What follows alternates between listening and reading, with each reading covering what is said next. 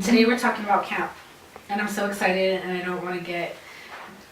Oh my god, I'm so upset. Oh my god, I'm so upset. Camp. We're gonna talk about camp. Let's talk about camp. Oh, we have camp shirts on. We have camp shirts on. We have camp shirts on. And these are very. I have exclusive. a homemade camp tie-dye. Mm-hmm. And Krista has a camp emotion. That you can only get by attending camp. So these are pretty these the couture. Camp couture. Camp couture. Camp swag. Camp swag. Yeah. Camp swag. Yeah. The collection. I saw yours on the clip, and I can imagine some of these people. That's only like a part. And their collections. Lori, tell everybody how we met. So we met when you were my junior counselor in my cabin at Camp Casimiro. I'm not that old. You were little. Oh my god. I thought you were a camper. I was a camper. I thought you were a JC with me. Oh, no, I thought wasn't because there wasn't a lot of girls at camp when I went. There wasn't a lot of carriers. There was a lot of. I'm not gonna say there wasn't a lot of girls. There was a lot of BWD girls. So there was already girls at camp, but when I started going, it was the first year that they let carriers go, and it was. I started my period. My dad was introducing me in the community, what he was doing in the community, and it was like Hagrid. You're a wizard, Harry. You're a carrier, Krista, and here is this world, right? It was just, and here's camp, and knowing what I was my whole life, and then not knowing anybody else like me, and going to camp, and the first person I met was VWD. So that was that. I have a special place. You know, it's funny. Like the first girl that I met and sat with on the bus was VWD and Factor 8. Me too. VWD Factor 8. She had those. Yeah, and there wasn't a lot of older girls there either. So the program for us was really small, and we had to hang out with the little girls. And those little girls, I don't know if they had carrier, if they were I don't remember, but hanging out with the little girls wasn't fun. I know. We were in a cabin with 5-year-olds, 6-year-olds. It wasn't a good time, but that's where we started. And that is what we started. So my camp experience has evolved from attending as a daughter of a hemo. I sent my son to camp, and then I went back as a counselor. That's how I kind of grew through the community in the camp. Yeah. And a lot of my parents were excited. My dad was excited to send me to camp, and as a parent, I see a lot of parents that don't want to send their kids away for a week. Yeah. And they're not sure about the eating habits, or are they going to be taken care of? Are the bleeding disorder going to be taken care of? Not just the bleeding disorder, but some of these kids come with other conditions and or eating habits that need to be addressed, and so parents are worried. And I just want to say, as a parent that sends their child to camp since he was 7, he aged out, and I sent him every year, but I had nothing to worry about. Everything is taken care of. If there's eating, dietary restrictions are absolutely taken care of. It's camp stuff. It's not gonna be the mama stuff and the stuff that they get at home. We're all, roughing it for the week with the camp food, but we're eating. They eat. They absolutely eat. And they're taken care of because they have the best, some of the best people from the HTCs. Sometimes the guys overeat. You have to admit. We've seen some pretty outrageous food contests in our day. Yeah, and like Camp Cass Pizza. Camp Cass Pizza Day was always like a food contest between somebody. You know it was. Camp Cass Pizza Day was a food contest between somebody. Camp Cass was where it started. Camp Cass. And that's for people in California. That was Northern California. That was our camp, and a lot of people have come from that camp. I'm not gonna drop names. Yeah. I'm not gonna drop any names.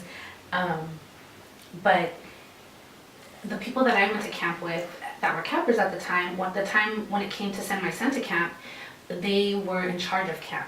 So I had absolutely no problems trusting those people with my kid for my hemo child for a week. And I went to Vegas. Said I went to Vegas. I went to Vegas. I left from dropping him off at the bus, and I left.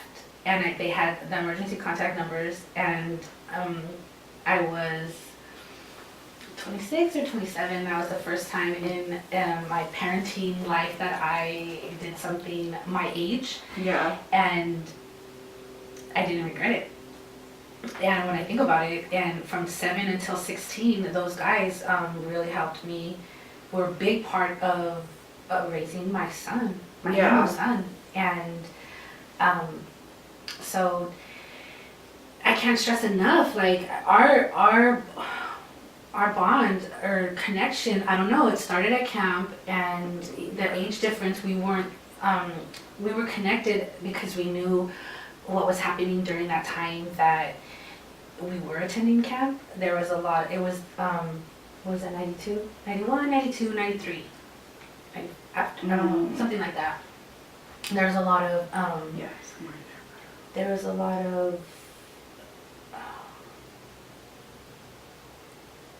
God, what do I say without sounding morbid? There was a lot of suffering. There was a lot of sadness. And there's a lot of things that the kids were being exposed to at a young age and having to talk to and deal with. And camp was a place where they wanted to turn that off and let us, don't talk about that, don't worry about that, go play. And you want to climb that tree, go climb the tree. And if you get hurt, then we're carrying you to the medical, and they're getting on crutches. And some of these kids had never experienced someone telling them, go play. And I remember one year at Camp Kaz, they were supposed to do like river rafting. Because when they were doing like the canoeing on like the Russian River, and I had a broken arm. And the person that was doing the canoeing was like, oh, to the infirmary staff, oh, it's okay. We just put a bag and some duct tape over it. She's not going to fall out. It's not like rapids. It's just like a canoe. It's going to be okay. And the doctors are like, mm-mm. And it's Not going to happen. And he's, no, it's cool. Like, we just duct tape it and it'll be fine. It's not even going to get wet. And the doctor's like, no. It sounds like peer pressure. It sounds like we're Oh, forcing no, the it kids wasn't to even peer do pressure. something. It was them like, dude, it doesn't matter if your arm's broken. Yeah. You're good. Doesn't matter if It you doesn't have matter if you need flag. It doesn't matter if your arm's broken. Just get in the boat. Let's go. We'll make it work. We'll figure it out. We'll figure it out. If I have to carry you on my back to go on this hike, I don't want to leave you out. It was that kind of mentality, that magic of camp. And he tried to talk the doctor into it so hard. I remember watching him and I was like, man, he's like fighting for this right now. Big sticks. Oh, big sticks. Big sticks are a big thing at camp. I got my big stick at camp last year. And I smile big when I talk about it because I got my big stick the first year us girls were allowed to do it. I remember that. And there's a lot of rules now, but I remember that. Yeah, that was like, all of us did sub-Q injections. That was our big stick, because back then that's what all of us, if we were gonna do an injection, it was gonna be sub-Q. That's where I was exposed to the fact that I was gonna need to know how to do this in my life. And I wasn't having conversations like that at home. Well, I was with my dad, but not with, that's the only place. There wasn't like a network of friends at school that I ever talked about this with. So seeing that and hearing that at home from my dad, and then realizing like this is real, and you know, I'm gonna, if I have a family, if I have children and I need to know how to do this, that's not a joke.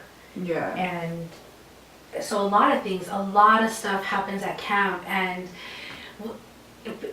parents are so afraid, and I don't know what to I mean, I want to tell them Everything is cool. everything is cool. Everything is good. Your kids are taken care of. The counselors love your kids. Yeah, everyone there They become is there because they want to be there. Yeah. They become family. Yeah, I was gone for 20 years, and when I came back to the community, you had it was open I arms. walked right up to it. I was like, Where have you been? Yeah, you're back, and it was because of the friend of that. I kept meeting you at camp. oh yeah. And jeez, how many years? That's 30, 26 years.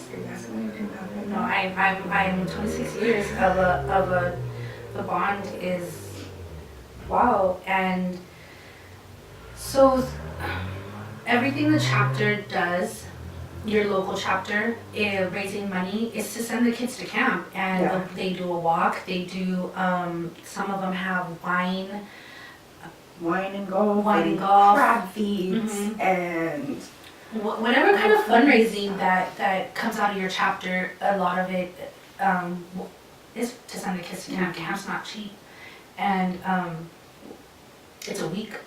So if or at Because least we're- ours is a week. we're gonna Ours do is a week. Just another keep that in show. mind that not all camps around the Because there's United family camp. States are Oh a my week. god! And family camp is only a weekend. It's a weekend. And it's a good That's offer. amazing too. Like, That's amazing too. Family camp is a weekend, and they encourage new families to go and meet family. You'll meet parents, other parents, and our family camp. The parents are separated from the kids, and the kids are doing activities, and it gives them a chance to have the camp experience, because it's pretty much the same way you wake up. It's structured. Yeah. It's a structure. Like camp has a structure. There's Well, and like when we were kids, the way that our family camp worked was the family camp and the kids camp were at the same camp. So that the parents could go up and view the camp and see where their kids are going to be and see the cabins and, taste the food they're going to eat, meet the doctors they're going to be seeing. Well, seriously, They some got of to the sell it. parents really were like, oh my god, what's my kid going to eat? Dude, vegetables. They We have make like them a eat vegetables. spread. We do Trust make them me. eat vegetables. We don't send the kids home sunburned. Nope. We try not to send them home. I mean, it's mosquitoes, but we try not to send Yeah, them right. home that, we take Yeah, care of that. yeah. Or dehydrated. So we're on them about water, and And there's water at like every activity. there's Every everything activity, about water. there's water. If you go to, There's no soda, and kids they might there's hate no that. soda. There's a lot of no's. They have juice though. Sometimes They have juice like at lunch. it's a treat. It is a treat. It's like if you drink your whole entire glass of If you water, eat your vegetables. we'll give you some juice. Yeah, If you and eat your vegetables, we'll give you some juice. yeah. Make sure you eat your meat too. You need your protein. Thank you. So we're gonna talk about volunteering in another, because there's a lot of stuff you can do in the community. But a lot of the people at camp are volunteers, Oh yeah. and I go. And a lot of the volunteers are the people that grew up at camp. Yeah, right. And so you never know. Sending your kid to camp, they're the next leaders, and they really do show themselves at camp. And I don't want to. Yeah, they do show it at camp, and they go out and they hear about other things that they can do at their age in the community, and you see them at Ledge Day, you see them volunteering at the walk, you see them coming back to camp as a JC and an adult counselor, and that's where it happens. It happened. They give it right back, and so I always encourage parents. No, you don't understand what it's gonna do for you. Yeah. Sending your kid away for a week, and knowing that he's gonna come back. Okay. He or she's gonna come back. They're gonna come back and they're gonna be perfectly fine. And they're gonna be different. My son came Oh, back they're different. They are, but they're amazing. telling me, "Mom, you're too overprotective. And I could totally see him saying that too. That's funny. and he was so nice about it. And yeah, he would be super. Where did you learn that word? And how dare you? And it was right after camp. And I wanted to call up all the guys and what are you telling my kid at camp? But I couldn't because I trust them and I know that they weren't telling. He wasn't. He got the courage to tell me to loosen up on the reins on him from camp, and so that's why I'm saying that you as a parent, you don't know what sending your kid is gonna do for you, and it helps them so much because when I went as a camper and the things that I learned and realized, meeting Lori, and she had the same symptoms as me as a having a being a carrier and having hemophilia. That's you can't find that in your schools. And so that week we were writing letters. Oh, yeah. We weren't texting. We weren't on. Oh yeah, there was no texting and Snapchat. There was no Instagram. We had a piece of paper and a pencil, and you better wait a week before your friend gets here. We had cameras. You wait another week so before we had to develop our film. There was no selfies. There was selfies, but not on a disposable smart camera.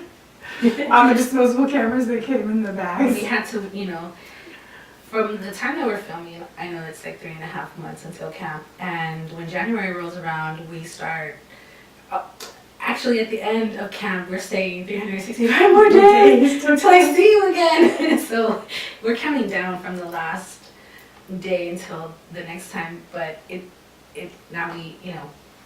So I have a question for you. What was your favorite thing to do at camp? What was your favorite activity? As a camper or as a counselor, because the camps are different, and the camps. As a camper first, go. So when I came to camp, I was a JC, and it was. I know we were there to help the kids and bond with the kids, and that was great.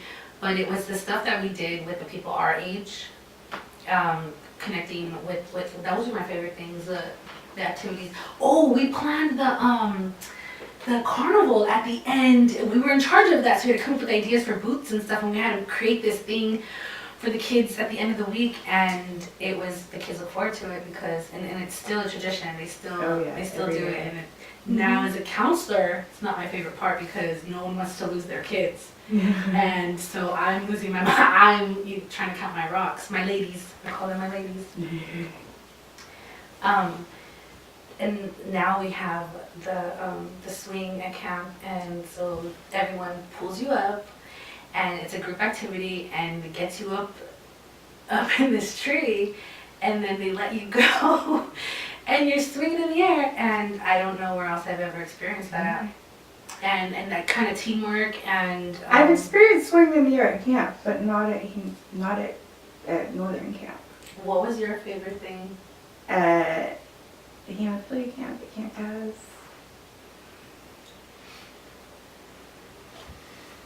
Gaga. Oh my god, I didn't want to say that because that's but my favorite. I think that part of it is because I was there the weekend that my dad and grandpa went up there and built that Gaga court. I was running around, hectic little crazy kid, while dad and grandpa were building the Gaga court. No joke.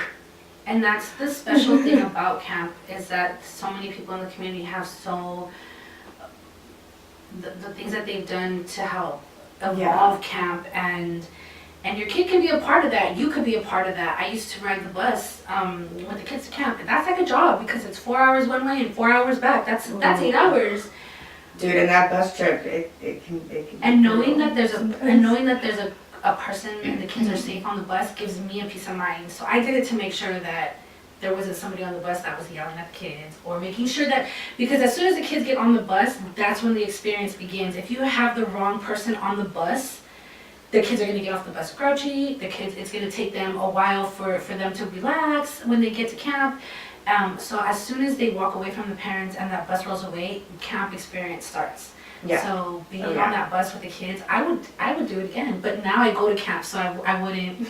Yeah. I'm at camp now, so I wouldn't say, oh yeah, I'll do it. Yeah. You know. But I really encourage parents to do it, and when we talk about community service in the other episode, that's one of the things we can Oh yeah. address as far as because people they say I don't know what to do. Yeah. How do I get involved? Let me tell you how you can get involved. So, have you ever been to any other camps other than Camp Emotion? When I was 16, my dad sent me to the Hawaii camp, and Wait, why did I not know about this? and Wait. Why? No, seriously. it was so they do this exchange program. They'll send campers or JCs or kids that show leadership and at camp. They'll send them to other camps to learn or share our vibe, or hey, at my camp, this is what we do, or this is a song we sing, can I do that, whatever. And so when it started back then, I got to go to Hawaii, and from what our camp in '92 was structure, and I'm waiting for somebody to talk about the sergeant, because they didn't let us get away with nothing. Sergeant. Yeah. Nothing. And so when I go to Hawaii camp and I'm sleeping in a bunk bed and I look out, I open with a stick. I open up the window. And the beach is right there, and no one's saying, let's go, we gotta go to breakfast. Or It's not like the bells ring, get up the hill, it's breakfast. Yeah, and it was just, we'll get there when we get there. There's a soda machine. There's a hopper bell, there's a regular bell, you better get there, you better be on time. And so just getting to experience. She just said there was a soda machine? Yes, at a hemo camp, yes. And I even, oh, that's cool. at my age, I was just like, oh. My You're kids like would not 16, be you're like, having this. oh, we got a soda machine? But I already knew it was a bad idea because of the camp that I went to. So I was, I don't want to say I was trained well, but the camp I went to really did instill some really good skills that I use today as a counselor, giving back what I got when I was 13, 14 years old. But you're not, the hemophilia part is not a part of it. And when you're with a group. Yeah. And a group of people that are other hemos, like you can bounce stuff off of them too. So it's like a huge learning experience. Even after you're done being a camper and you become a junior counselor or an assistant counselor, you're still being educated. You're still learning stuff. You're still, like, if you're not learning, stuff about your hemophilia, at the very least you're learning life skills. Yeah. And it's, I don't know, like I vividly remember sitting around those circles and having like the talks with it was just all of the junior counselors, like at lunchtime when we all had to be there, like after and lunch. not just that, there's the social workers are there, the nurses, Oh, the doctors, and they're communicating with the child one-on-one without the parent there, and the child has to learn how to speak for himself in a safe place. It's a very safe place, and it's not, they're not unprofessional, but if you're worried about your child growing up and being able to say for himself, I'm a hemophiliac, or this hurts me, or you get 3 chances to poke me and then someone else has to do it, they get to practice that there at camp, and for a whole week. Somebody would send, you only go to the HTCs and see these people once a year. So so much happens at camp. Like I'm trying to get it all out, and I get so excited because I know what it did for me. I feel like we need to tell them that in California, at least, I know in California for sure, there's not just Camp Emotion. There's adventure camps. Oh my God. Mm-hmm. Which is rafting and rock climbing and hiking and ocean fishing, and it's so much fun. I don't know the ocean fishing thing because it makes my stomach upset. But we used to do it because they have a family camp. An adventure family camp? They have an adventure family camp. They have an adventure family camp. They have an adventure family camp. Am I blowing your mind right now? Yeah, because my hemo aged out, and I got to go back to camp, and I would have loved for him to attend the same time. You know, I want to do things like that with my hemo, and I don't know if any of you parents have ever thought about something like that, experiencing those kind of adventures or camp experiences. I know I want to do it. Some parents are okay with sending their kids, and that's fine. But me growing up in camp, I want to be there too. So it's so much You're like, fun. I heard about it growing up, but I've never gone. It's so much fun, and not just that, the people that you meet and the other friends that you have, sometimes at the camps are the only time that you can see them, and they're special. These people are so special, and life gets in the way, but camp will bring you back. Camp. These people come back for camp, and they plan their life around taking that week to be together. There's a lot of people that like take that week off. I mean, usually like the 2 days afterwards to recover. To recover and eat.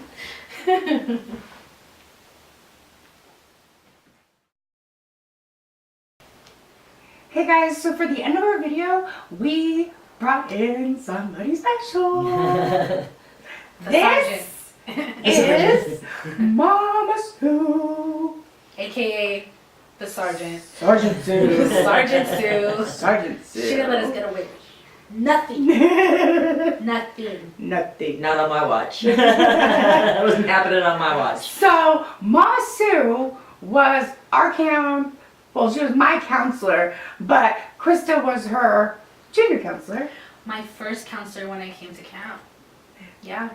Yeah. And it was the first time that somebody actually was sensitive to my bleeding episodes. Yeah. That wasn't a bleeder like in themselves. It felt really good that somebody that wasn't with a bleeding disorder just empathize so much with, you know, and tell us that she saw what we were going through. So it helped that she kind of validated us sometimes. Yeah. So, you guys, this is literally Mama Sue's like quintessential camp look. Like anybody who knows Mama Sue will see this video and be like, oh, it's the hat. I know who that is. It's the hat and that Kit Kat sweatshirt. And she even has a red tie for. Red she did the red tie challenge. You got Dude, me why that. are we not wearing red ties? You remember? Oh, I know. Why are we not wearing red ties? So many people have contributed to this hat. Dude, this hat is amazing. It's 15 years worth of collecting. Okay, so I put it on the other day to do the trailer that I did for you guys. Dude, this thing is seriously heavy, but it's super cool. I dig it. Yes. So, Mom Sue, can you tell them really fast how awesome Hemo Camp is for your kids? Camp it's an amazing place. Yeah, kids get so much out of it. I wasn't a kid person until I went to summer camp, and I was a counselor with the kids.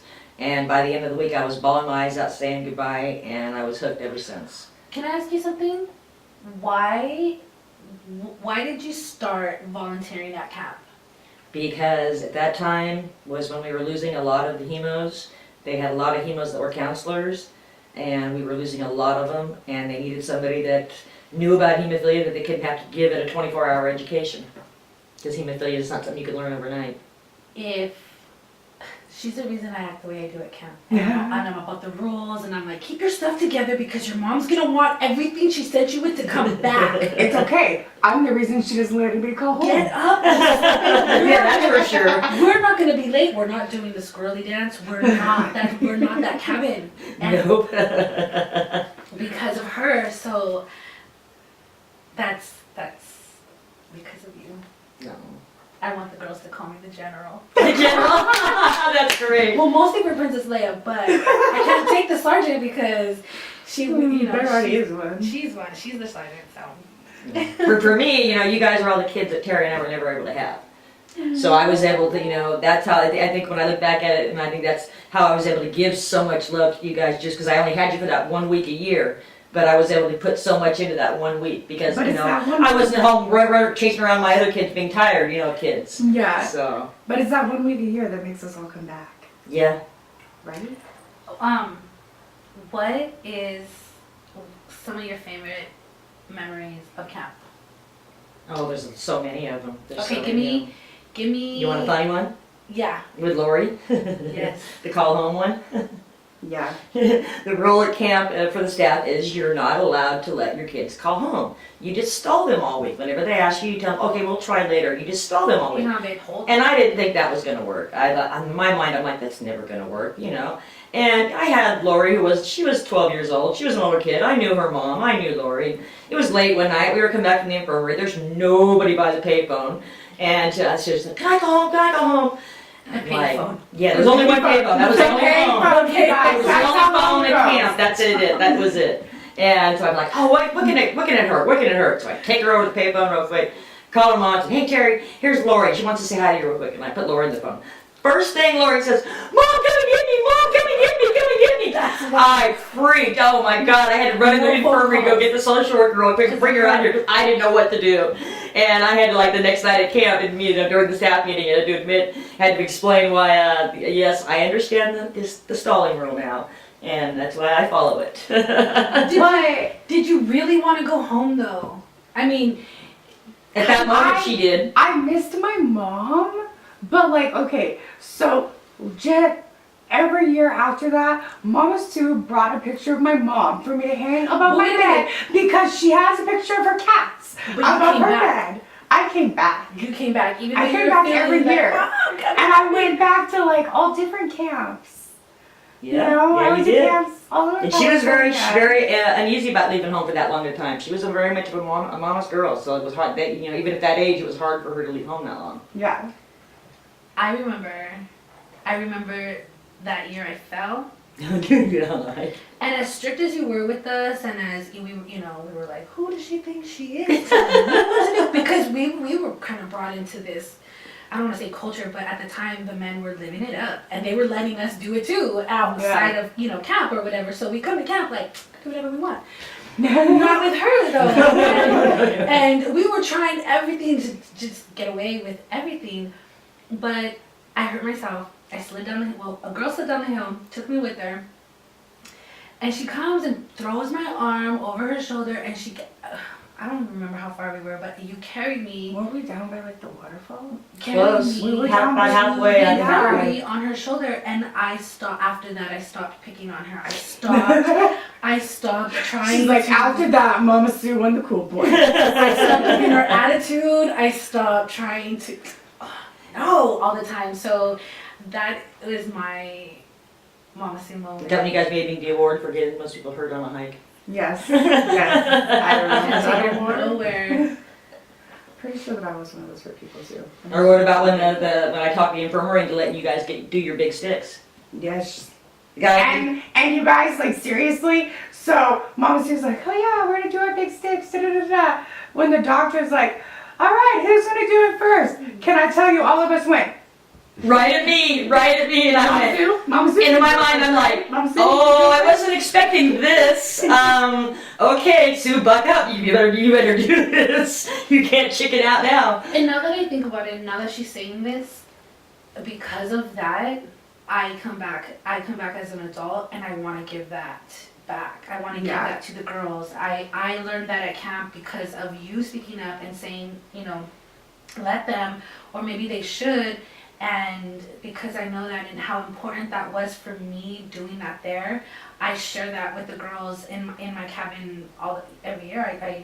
I'm glad to be there now as a diagnosed female, and encouraging the other girls to take that big stick moment.